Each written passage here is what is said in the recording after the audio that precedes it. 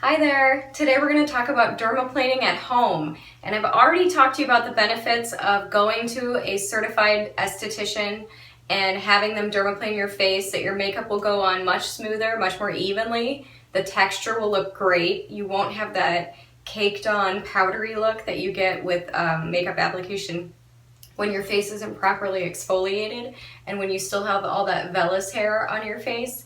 So that's what happens with dermaplaning. You get a lot of exfoliation benefits, and you also remove that hair that you see when you put your makeup on, and your makeup kind of picks it up and makes it look like you have a shadow on your face. And also, when you do it at home, you can do it a little bit more often because you're not really exfoliating much. So you will still need to exfoliate, but you do have the benefit of removing the hair, and your makeup and your moisturizer goes on better. Your skin looks healthier, and it's also safer to do it at home about every 2.5 weeks. Whereas if you do it with a licensed esthetician and they're using a blade and they're removing some of the skin, you should wait about 3 weeks. Usually 3 to 4 is better. So I'm going to show you a couple of products for doing it at home, and you guys can take a look. If you don't have time to get into the esthetician every 3 weeks, or if you don't have the funds to do that, then this will be a perfect solution for you to getting the benefits of the look of dermaplaning.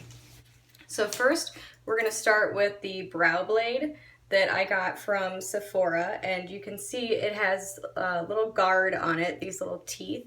They extend further than the blade, so you can't really get too close to your skin with the blade and hurt yourself. It is for someone less experienced to use because it does have a guard on it, whereas a dermaplaning blade is just like a scalpel. There is no guard on a scalpel.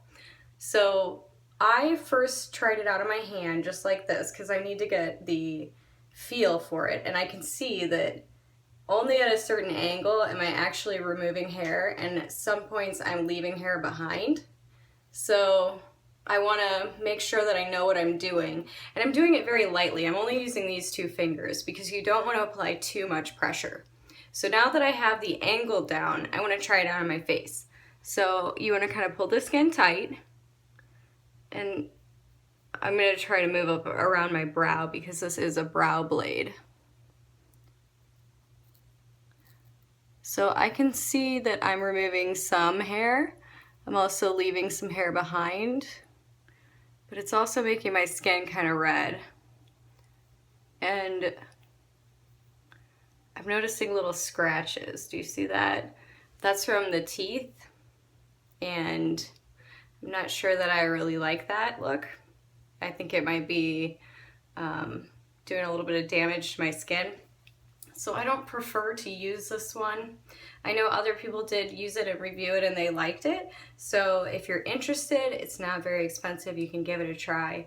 But I prefer just my little disposable razor. All I need is a razor that costs a couple dollars, and it works wonderfully for taking the hair off. So I took off the guard, and I basically just pull the skin tight and very lightly rub up and down on my skin.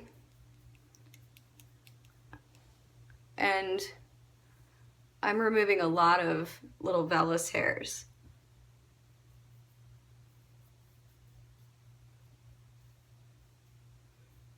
I'm not really seeing much irritation. You clean up your hairline that way too, and your makeup will go on smoother up around your hairline.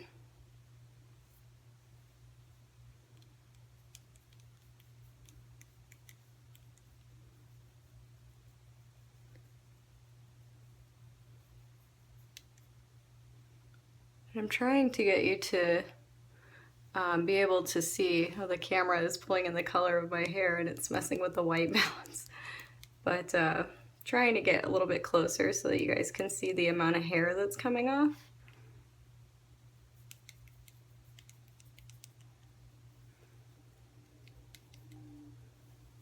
You don't want to get your hair in it. You'll take your hair off. There you go. You can see some hair that's piling up right there.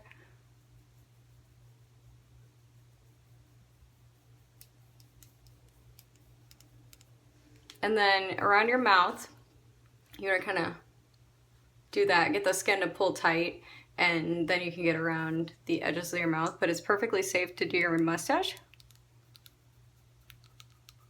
Because even though I don't really have much of a shadow there, I do have some blonde hairs that are very fine. You will not end up with facial hair. You will not end up with hair that grows in thicker. You will not end up with a shadow. That's a common myth that women think, is that if I start using a razor on my face, I'm gonna have new growth that'll be different than what I had before. That's not true. Women have been doing this for many generations. This is something that Marilyn Monroe used to do. It goes back to Hollywood like forever. So don't worry about that. There's no way that's possible. If that was possible, your legs would look like Sasquatch by now, right? If shaving really made that much of a difference. What it will do is you have little pointed tips to your vellus hair when it grows in.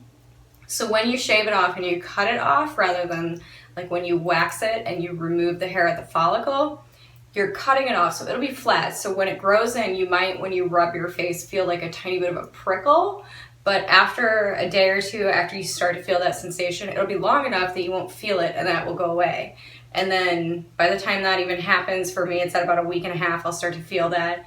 By the next week, I can already do it again if I'm home dermaplaning. If I'm going to Renee and she's removing a little bit deeper on my face, removing some of the skin dead cells that need to be removed, then it's going to happen later. So it's just a part of the process. It does not mean that your hair will permanently feel like that. Don't be upset if you get that feeling. It's not changing anything about the way your hair grows in. Vellus hair does not do that. So come in a little bit and show you guys another couple of areas how you do it. Okay, let's take a look at over here. I like to clean up around my ears, my hairline. And you can even see this hair that I'm wiping off. That's the kind of hair you get rid of, and that's the kind of hair that picks up your makeup.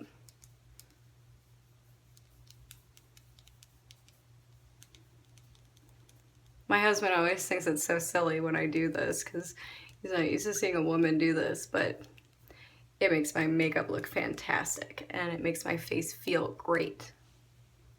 I tried this Sephora brow blade at home and I kind of gave up on it really quickly, and that made me feel a little bad for you guys that I didn't give it as much of a try as I felt like I could have.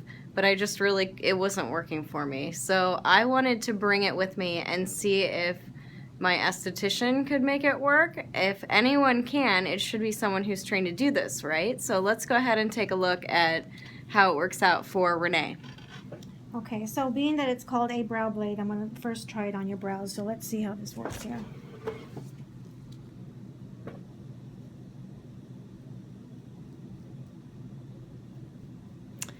It feels a little awkward in my hand, but that could be that I'm just used to using. Now I'm getting some hair off, and it's probably just removing hair though. It's not removing any dead skin cells. So if you're wanting to just trim your brows up and just take some of that fuzz off, I think that this would probably be okay.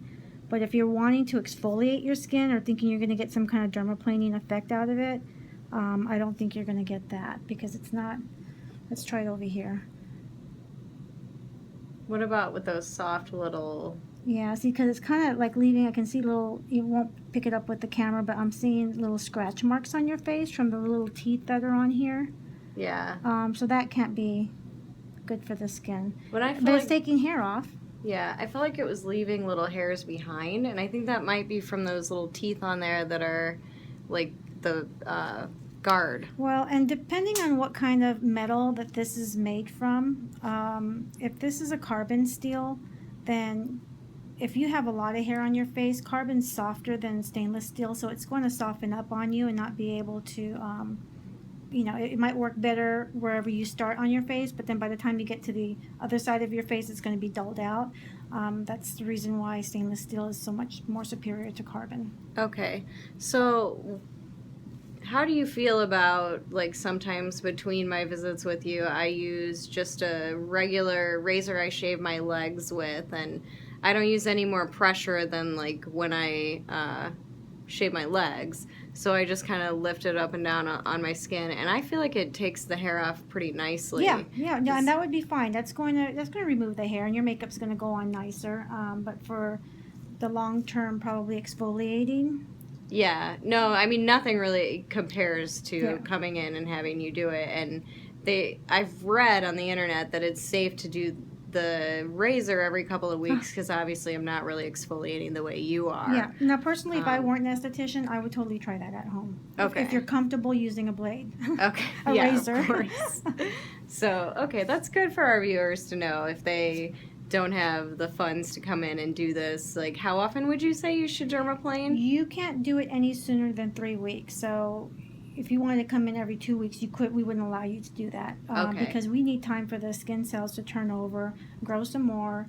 I mean, it takes about 30 days for that to happen. So 3 to 4 weeks is typically, if someone, 3 to 4 weeks is typically the goal for people who are doing this for maintenance and on a regular basis. Okay, that's good to know.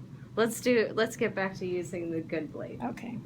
That's all it takes to dermaplane at home.